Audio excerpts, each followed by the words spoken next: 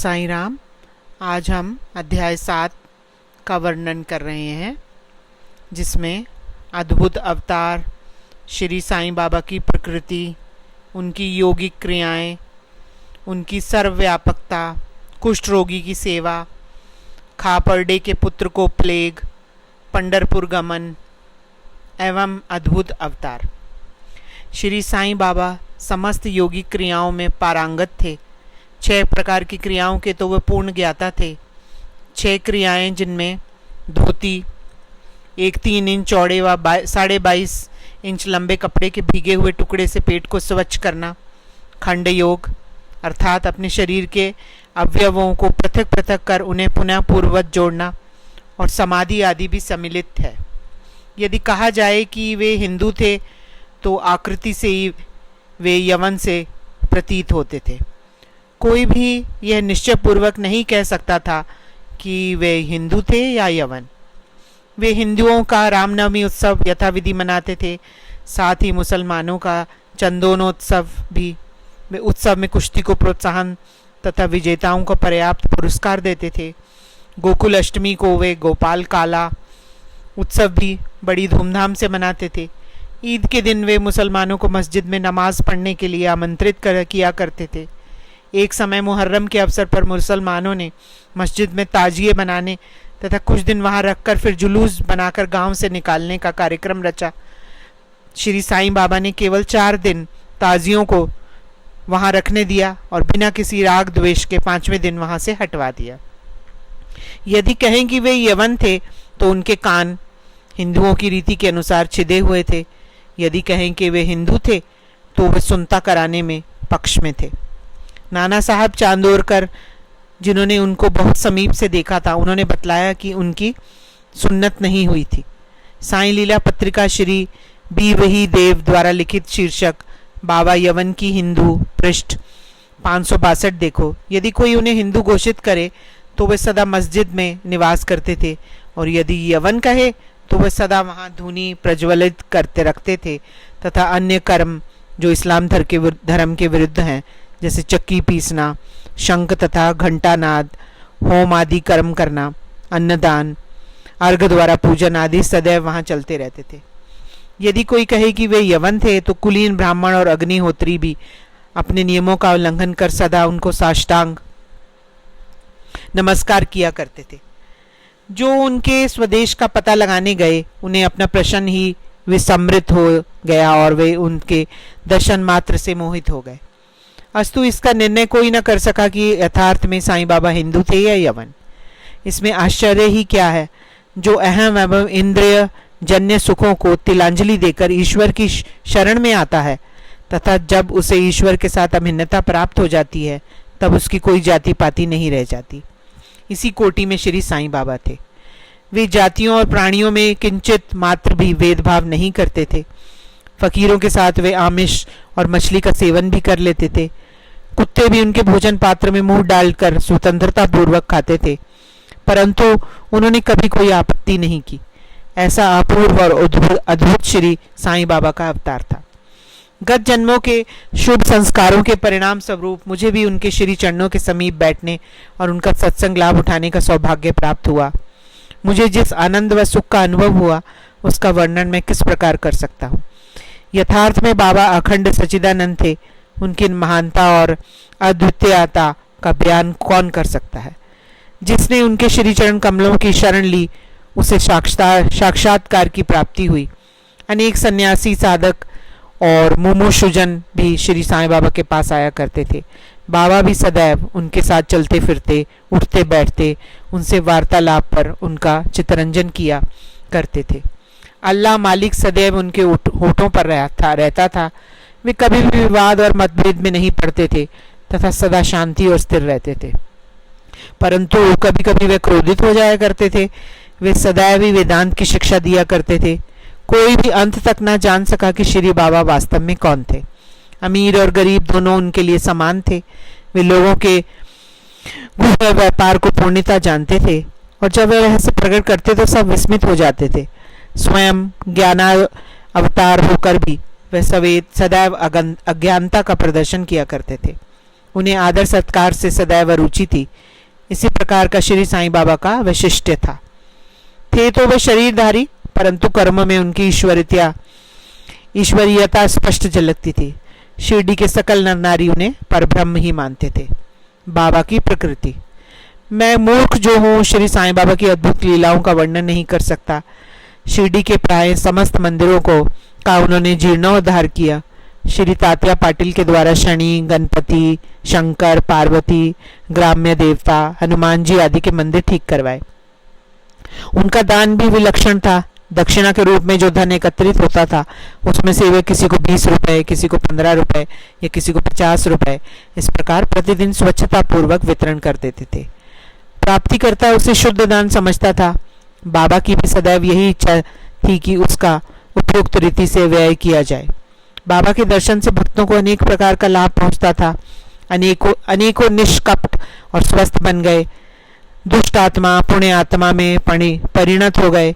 अनेकों कुष्ठ रोग से मुक्त हो गए और अनेकों को मनवांछित फल की प्राप्ति हो गई।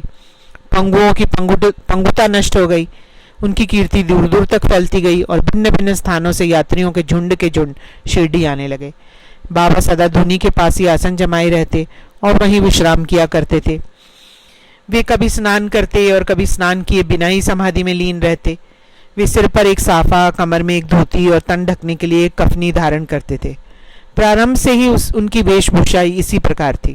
अपने जीवन काल के पूर्वार्ध में वे गांव में चिकित्सा कार्य भी किया करते थे। रोगियों को निदान कर उन्हें औषधि भी देते थे। उनके हाथ में अपिरमित यश था। इस कारण से वे अल्पकाल में ही योग्य चिकित्सक विख्यात हो गए। यहाँ केवल एक ही घटना का उल्लेख किया जाता है जो बड़ी विचित्र सी है। विलक्षण नेत्र चिकित्सा। एक भक्त की आंखें बहुत लाल हो गई थी, उनमें सूजन भी आ गई थी। शिरडी सरीखे छोटे ग्राम में डॉक्टर कहाँ। तब भक्तगण ने रोगी को बाबा के समक्ष उपस्थित किया। इस प्रकार की पीड़ा में डॉक्टर प्राय लेप, मरहम, अंजन, गाय का दूध, कपूर युक्त औषधियों का प्रयोग में लाते हैं, पर बाबा की औषधि तो सर्वथा ही भिन्न थी। उन्होंने भिलावा पीसकर उसकी 2 गोलियां बनाई और रोगी के नेत्रों में एक एक गोली चिपकाकर कपड़े की पट्टी से बांध दी। दूसरे दिन पट्टी हटाकर नेत्रों के ऊपर जल के चींटे छोड़े गए।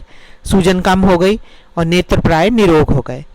नेत्र शरीर का एक अति सुकोमल अंग है, परंतु बाबा की औषधि से कोई हानि न पहुंची बल्कि नेत्रों की व्याधि दूर हो गई। इस प्रकार अनेक रोगी निरोग हो गए। ये घटना तो केवल एक उदाहरण स्वरूप ही यहाँ दी गई है। बाबा की यौगिक क्रियाएं। बाबा को समस्त यौगिक प्रयोग और क्रियाएं ज्ञात थी। उनमें से केवल 2 का ही उल्लेख यहाँ किया जाता है। पहली, धोती क्रिया, आंती स्वच्छ करने की क्रिया। प्रति तीसरे दिन बाबा मस्जिद से पर्याप्त दूरी पर एक वट वृक्ष के नीचे किया करते थे। वे एक अवसर पर लोगों ने देखा कि उन्होंने अपनी आंतों को उधर से बाहर निकालकर उन्हें चारों ओर से स्वच्छ किया और समीप के वृक्ष पर सूखने के लिए रख दिया। शिरडी में इस घटना की पुष्टि करने वाले लोग अभी भी जीवित हैं। उन्होंने इस सत्य की परीक्षा भी की थी। साधारण धोती क्रिया 3 इंच चौड़े व 22.5 इंच फुट लंबे गीले कपड़े के टुकड़े से की जाती है। इस कपड़े को मुंह के द्वार उदर में उतार दिया जाता है तथा उसे लगभग आधा घंटे तक रखते हैं ताकि उसका पूरा प्रभाव हो जाए। तत्पश्चात उसे बाहर निकाल लेते हैं। पर बाबा की तो यह धोती क्रिया सर्वथा विचित्र और असाधारण ही थी। दूसरा, खंड योग। एक समय बाबा ने अपने शरीर के अवयव पृथक पृथक कर मस्जिद के भिन्न भिन्न स्थानों में बिखेर दिए। अकस्मात उसी दिन एक महाशय मस्जिद में पधारे और उनके अंगों का इस प्रकार यहाँ वहाँ बिखरा देखकर बहुत ही भयभीत हुए। पहले उनकी इच्छा हुई कि ग्राम अधिकारी को यह सूचना देनी चाहिए कि किसी ने बाबा का खून कर उनके टुकड़े टुकड़े कर दिए, परंतु सूचने देने वाला ही पकड़ा जाता। यह सोचकर वे मौन रहे। परंतु सूचना दूसरे दिन जब वे मस्जिद में गए तो बाबा को पूर्ववत हृष्ट पुष्ट और स्वस्थ देखकर उन्हें बड़ा विस्मय हुआ। उन्हें ऐसा लगा कि पिछले दिन जो दृश्य देखा था वह कहीं स्वप्न तो नहीं था। बाबा बाल्यकाल से ही योगिक क्रियाएं किया करते थे और उन्हें जो अवस्था प्राप्त हो चुकी थी उसका सत्य ज्ञान भी किसी को भी नहीं था। चिकित्सा के नाम से उन्होंने कभी किसी से एक पैसा भी स्वीकार नहीं किया। अपने उत्तम लोकप्रिय गुणों के कारण उनकी कीर्ति दूर दूर तक फैल गई। उन्होंने अनेक निर्धनों रोगियों को स्वास्थ्य प्रदान किया। इस प्रसिद्ध डॉक्टरों के डॉक्टर, मसीहों के मसीहा ने कभी अपने स्वार्थ की चिंता न करके अनेक विघ्नों का सामना किया तथा स्वयं असहनीय वेदना और कष्ट सहन कर सदैव दूसरों की भलाई की और उन्हें विपत्तियों में सहायता पहुंचाई। वे सदा पर कल्याणार्थ चिंतित रहते थे। ऐसी एक घटना नीचे दी गई है जो उनकी सर्वव्यापकता तथा महान दयालुता की द्योतक है। बाबा की सर्वव्यापकता और दयालुता। सन 1910 में बाबा दीपावली के शुभ अवसर पर धूनी के समीप बैठे हुए अग्नि ताप रहे थे तथा साथ ही धूनी में लकड़ी डालते जा रहे थे। धूनी प्रचंडता में प्रज्वलित थी। कुछ समय पश्चात उन्होंने लकड़ियां डालने के बदले अपना हाथ धूनी में डाल दिया। हाथ बुरी तरह से झुलस गया। नौकर माधव और माधवराव देशपांडे ने बाबा को धूनी में हाथ डालते देखकर तुरंत दौड़कर उन्हें बलपूर्वक पीछे खींच लिया। माधवराव ने बाबा से कहा, देवा, आपने ऐसा क्यों किया? बाबा सावधान होकर कहने लगे, यहाँ से कुछ दूरी पर एक लुहारिन जब भट्टी धौंक रही थी, उसी समय उसके पति ने उसे बुलाया। कमर पर बैठे हुए शिशु का ध्यान छोड़ वह शीघ्रता से वहां दौड़कर गई। अभाग्यवश शिशु फिसलकर भट्टी में गिर पड़ा। मैंने तुरंत भट्टी में हाथ डालकर शिशु के प्राण बचा लिए। मुझे अपना हाथ जल जाने का कोई दुख नहीं है, परंतु मुझे संतोष है कि एक मासूम शिशु के प्राण बच गए। कुष्ठ रोगी की सेवा। माधवराव देशपांडे के द्वारा बाबा का हाथ जल जाने का समाचार पाकर श्री नाना साहेब चांदोरकर, बम्बई के सुप्रसिद्ध डॉक्टर श्री परमानंद ने के साथ दवाइयाँ, लेप, लिंट मरहम तथा पट्टियाँ आदि साथ लेकर शीघ्रता से शिरडी आए। उन्होंने बाबा से डॉक्टर परमानंद को हाथ की जांच करने और जले हुए स्थान में दवा लगाने की अनुमति मांगी। यह प्रार्थना अस्वीकृत हो गई। हाथ जल जाने के पश्चात एक कुष्ठ रोग पीड़ित भक्त भागोजी शिंदे उनके हाथ पर सदैव पट्टी बांधते थे। उनका कार्य था प्रतिदिन जले हुए स्थान पर घी मलना और ऊपर एक पत्ता रखकर पट्टियों से उसे पुनः पूर्ववत कसकर बांध देना। घाव शीघ्र भर जाए, इसके लिए नाना साहेब चांदोरकर ने पट्टी छोड़ने तथा डॉक्टर परमानंद से जांच व चिकित्सा कराने का बाबा से बार बार अनुरोध किया। डॉक्टर परमानंदन ने भी अनेक बार प्रार्थना की, परंतु बाबा ने यह कहते हुए टाल दिया कि केवल अल्लाह ही मेरा डॉक्टर है। उन्होंने हाथ का परीक्षण करवाना अस्वीकार कर दिया। डॉक्टर परमानंद की दवाइयाँ शिरडी के वायुमंडल में ना खुल सकी और ना उनका उपयोग हो सका। फिर भी डॉक्टर साहब का परम भाग्य था जो उन्होंने बाबा के दर्शन का लाभ हुआ। भागोजी को दवा लगाने की अनुमति मिल गई। कुछ दिनों के उपरांत जब घाव भर गया तब सब भक्त खुश सुखी हो गए, परंतु प्रतिदिन प्रातःकाल धृत से हाथ की मालिश और पुनः कसकर पट्टी बांधना श्री बाबा की समाधि पर्यंत यह क्रम इसी प्रकार चलता रहा। श्री बाबा श्रीदृश पूर्ण सिद्ध को यथार्थ में इस चिकित्सा की भी कोई आवश्यकता नहीं थी, परंतु भक्तों के प्रेमवश उन्होंने भागोजी की यह सेवा अर्थात उपासना निर्विघ्न स्वीकार की। जब बाबा लेंडी को जाते तो भागोजी छाता लेकर उनके साथ ही जाते थे। प्रतिदिन प्रातःकाल जब बाबा धुनी के पास आसन पर विराजते तब भागोजी वहां पहले से ही उपस्थित रहकर अपना कार्य प्रारंभ करते थे। भागोजी ने पिछले जन्म में अनेक पाप कर्म किए थे, इस कारण वे कुष्ठ रोग से पीड़ित थे। उनकी उंगलियां गल चुकी थी, शरीर पर पीप आदि से भरा हुआ था जिससे दुर्गंध भी आती थी।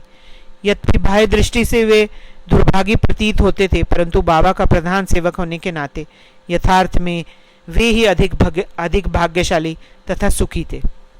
उन्हें बाबा के सानिध्य का पूर्ण लाभ प्राप्त हुआ। बालक खारपड़े का प्लेग।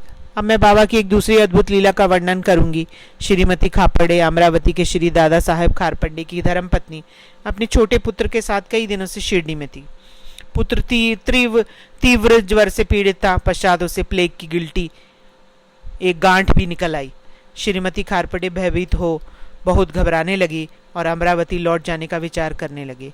संध्या समय जब बाबा वायु सेवन के बाड़े, आज जो समाधि मंदिर कहा जाता है, के पास से जा रहे थे, तब उन्होंने उनसे लौटने की अनुमति मांगी तथा कंपित स्वर में कहने लगी कि मेरा प्रिय पुत्र प्लेग से ग्रस्त हो गया है, अतः मैं घर लौटना चाहती हूँ।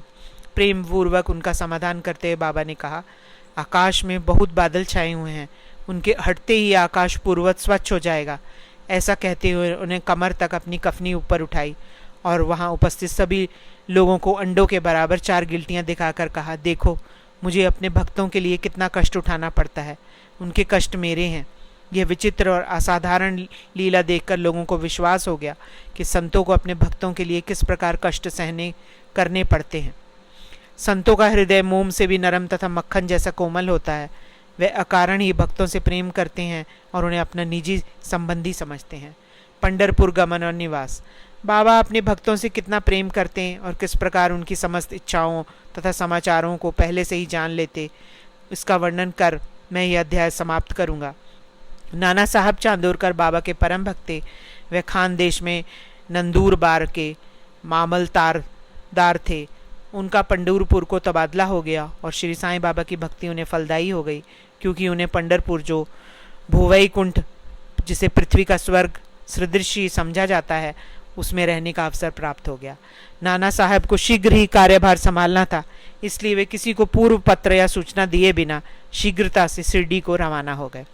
वे अपने पंढरपुर शिरडी में अचानक ही पहुंचकर अपने विठोबा बाबा को नमस्कार कर फिर आगे प्रस्थान करना चाहते थे। नाना साहब के आगमन की किसी को भी सूचना न थी, परंतु बाबा तो सर्वज्ञ थे।